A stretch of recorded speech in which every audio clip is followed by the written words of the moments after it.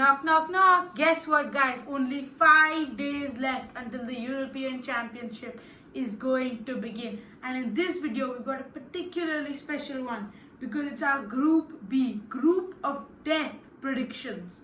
4 teams will fight it out for the 2 automatic spots to the round of 16 and the 3rd place, which might be enough. Yes, the teams in this group are really playing good football, and it's very difficult to figure out which 2 out of these 4 will be going to next round. And I hope the team which will be 3rd in this group will also qualify. And yes, we can talk about each team. First is Italia, the reigning champions. But a lot has changed since they won the title 3 years ago. They have had some major changes with their centre-back pairing of Bonucci and Chiellini both retiring. They don't have the defensive midfielders Verratti and Locatelli to hold down the fort. Ciro Immobile is no longer the striker. They've got a new man in town now, Gianluca Scamacca. So a lot of changes since the last time they won it. Yeah, I must say. But and the coach also. They have a different Luciano coach now. Spalletti is coming in place of Mancini. Yeah, Spalletti was a coach at Napoli when they won the Scudetto. Yes, he's a good coach, attack-minded, and then the selections are also leaning towards young, attack-minded players. I think they might surprise also some teams because of their fast and flowing football, but then inexperience might cost them also. I think when they play the easier matches, such as Albania on the first day for them, they will be playing the more fluid attacking football. But when it comes down to the big teams such as England, France, they'll be going the classic Italian way, all defense. Yeah, let's see how they do. Yep. For me, they will end up 3rd in this group. Yeah, they could finish in the top 2. They can, but this group will be too competitive. And for me, as far as the prediction goes, I would put them on the 3rd place. But they will go through to last 16 as a best 13 player. They've got a lot of new young players in there. Udogi of Tottenham. Yeah, Vicario also. I don't think he'll be starting over Donnarumma, but he is there in the squad. And a lot of new young players to fit into that team, as well as players who won it out last time, like Di Lorenzo and Federico Chiesa. They've also got a massive blow in injuries, as Barella is feared to be out for the group stage part of the tournament, so they have to make it through to see if he can play again. That's a big loss. Yeah, and Acerbi is having surgery, the Inter Milan centre-back, so he won't be part of the entire tournament, which is massive blows for Italy. Next up, we've got Spain. A lot has changed for them since they won back-to-back Euros and a World Cup in between, back in 2008, 2010 and 2012. I will put them they are like Italy team only, a lot of new youngsters, but they have very good experienced heads also, because I find some of these players with experience like Rodrigo, then Alvaro Morata, Jesus Navas. I think they are the good blend of experience as well as young talent, and some of their young players like Yamal and Gavi. Yes, they are wonderful and they are lovely to watch. So I think in this group Spain will be top of the group because strongest team from yes, and I sometimes have a little bit of doubt about their centre back pairing. Who are they? Laporte and I think Lenormand.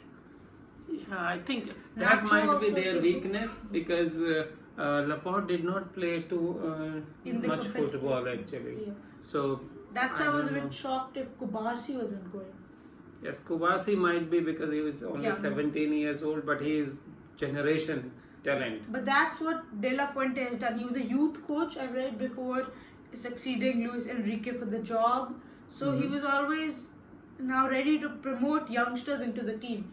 Lamine Yamal, Gavi, he always gives these youngsters chances. Pedri, yeah. He's brought them into the team, nurtured them, and are the best hope for Spain to try and win their first Euro in the last 12 years. So, yeah, they should. Disappointing World Cup they had, though, round of 16 exit, but they'll be hoping to make it up for this. Yeah, sometimes their inexperience comes in the way. But then I think the new coach has ingrained some confidence in these players. Did they win League Cup? Yeah, they won the Nations League. Nation League Yeah. Cup. So yeah, Last year. that kind of experience they also have, winning the tournaments. So maybe this is a turning point for Spain again. Yeah, it could be.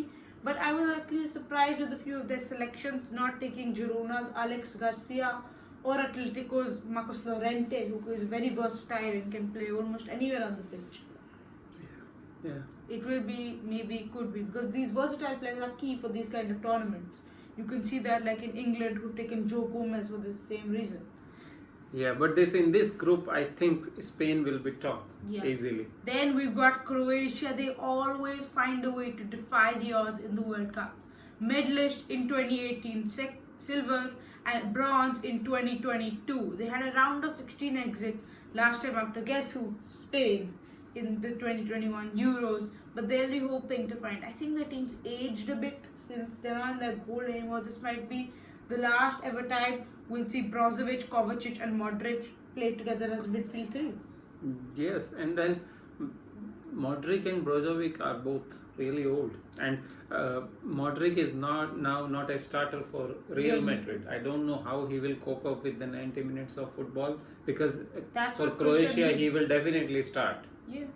So now the main player will be Kovacic in that midfield, because Brozovic also out of practice kind of playing in Saudi League. Yes, and he's also 32 or 33, I think. Yeah. So these old, and maybe we don't know, but there are some young players coming in. Puna Sosa, Juranovic.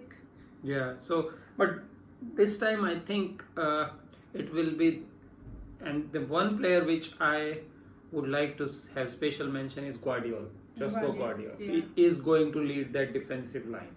It will be very difficult. Do you think he'll play left back or centre back? He will play centre back for Croatia. That's what he did in World Cup also. Yeah. Yeah. So I think he will be the key for them, and his defensive management, his defensive understanding will help them to overcome these teams. Two of these teams, Albania and Italy, and they will be second, I think. Yeah, they have a good chance for it. Who is their attacking player? They've got Ivan Perisic coming off the injury. Kramaric of Hoffenheim is also there. Perovic, who scored a goal against Brazil. Not really anything special, to be honest. Yeah, it's for them. I think for Croatia, it's more of the team spirit, more of the like brothers together fighting for something. Yeah. They don't have any superstar really, other than Modric, for that matter, and now Guardiola a bit, but they play together with so much of energy, so much of togetherness that they always hit above their weight. Yeah, that's what they always surprise them. Finally, it's the underdog of this group, Albania. I don't follow them too much, but they are nowhere near the level of this group to keep up. But underdogs are always possible, to be honest. Yes. And they've got a few decent players who play in the Prem, such as Amanda Broya, Chelsea striker on loan at Fulham, and Strakosha, who's the backup keeper at Brentford. But apart from that, there's nothing really to look forward for Albania. They'll be hoping to do some upsets, maybe try and overturn the likes of Italy and Spain, but it's definitely going to need some miracle to even finish third. Yes, I think so too. So this was an achievement for them to even qualify for Euro. They're one of like the lowest squad budgets out of the team in the Euro. So this is the final prediction we're going to have. In fourth place, Albania. In third place, Italy. In second place, Croatia. And to top the group, Spain. Okay, this was Group B for our listeners. Tomorrow we'll come up with Group C. See you then tomorrow. Yeah. Like the video, subscribe. Thank you guys.